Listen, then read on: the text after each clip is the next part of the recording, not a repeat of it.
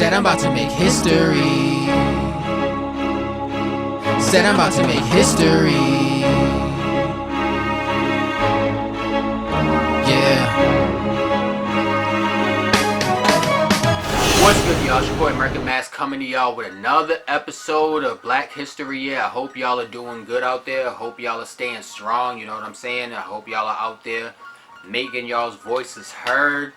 And we're trying to just, like reform this whole policing system in America, and all this stuff that's just been going on for the last 400 years. We're trying to completely eradicate, and that's what people got to understand. We're trying to completely eradicate. You got these people that say stuff like, oh, well, black people have so many rights now, and like America's really not as racist as people are making it seem. Like, no, that's not the point.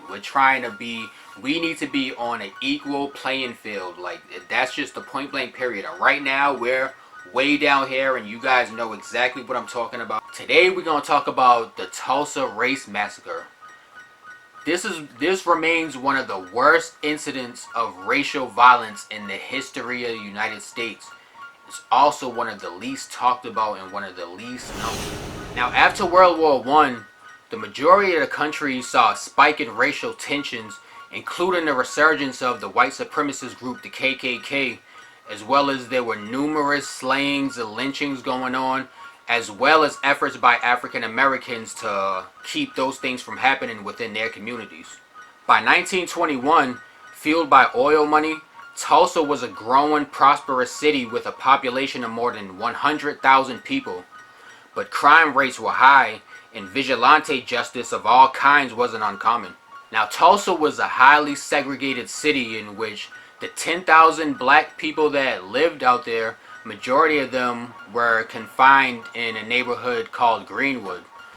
And there was a business district there that was called Black Wall Street, which was a thriving economy.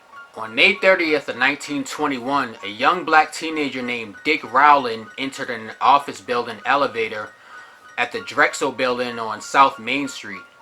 And there was a white elevator operator named Sarah Page that was in there. When he came in, she just started screaming out of nowhere, and then he fled the scene. The next day, he ended up getting arrested. By that time, rumors of what had supposedly happened on the elevator had circulated through the city's white community. A front page story in a Tulsa Tribune that afternoon reported that police had arrested Rowland for sexually assaulting Page. As evening fell, an angry white mob was gathering outside the courthouse, demanding the sheriff hand over Rowland. Sheriff Willard McCullough refused, and his men barricaded the top floor to protect the black teenager.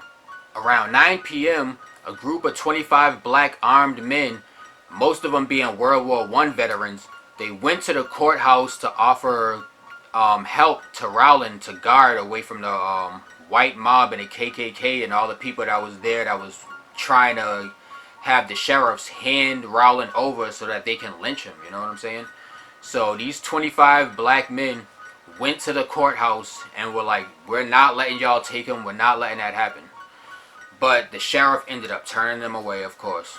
With rumors still flying of a possible lynching, a group of around 75 armed black men returned to the courthouse shortly after 10 p.m., where they were met by some 1,500 white men, most of whom were carrying weapons. After shots were fired and chaos broke out, the group of the black men, who were obviously outnumbered, retreated back to Greenwood. Over the next several hours, groups of white Tulsans, some of whom were deputized and given weapons by city officials, committed numerous acts of violence against black people, including shooting an unarmed man in a movie theater. The false belief that a large-scale insurrection among black Tulsans was underway, including reinforcements from nearby towns and cities with large African American populations, fueled the growing hysteria.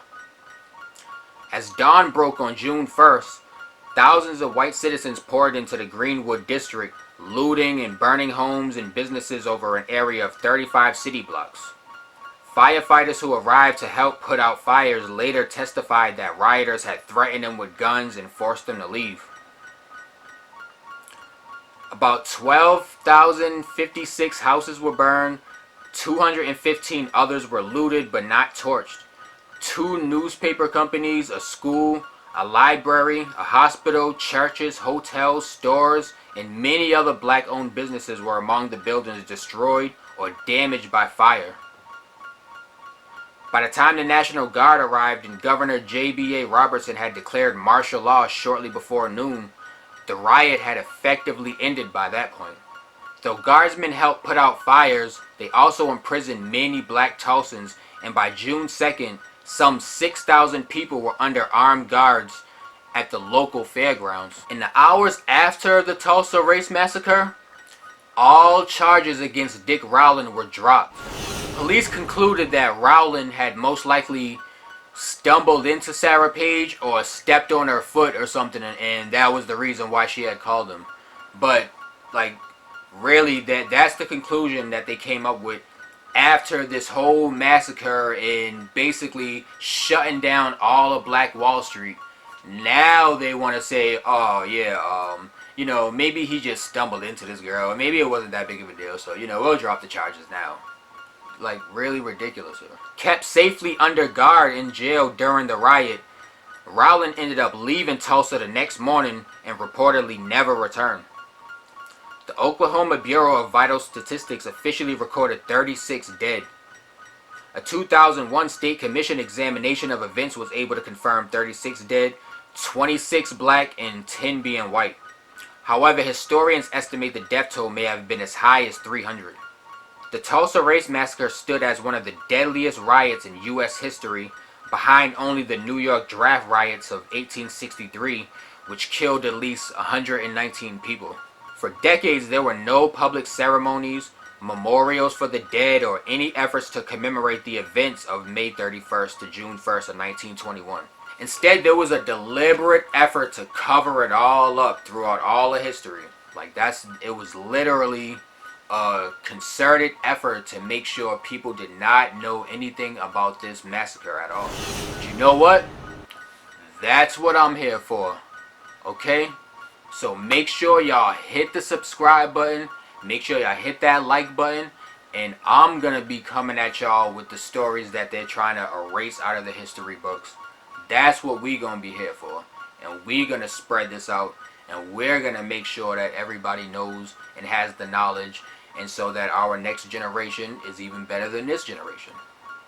So that's going to do it for this episode of Black History Year. Y'all be safe. Peace and love. I'm out. Future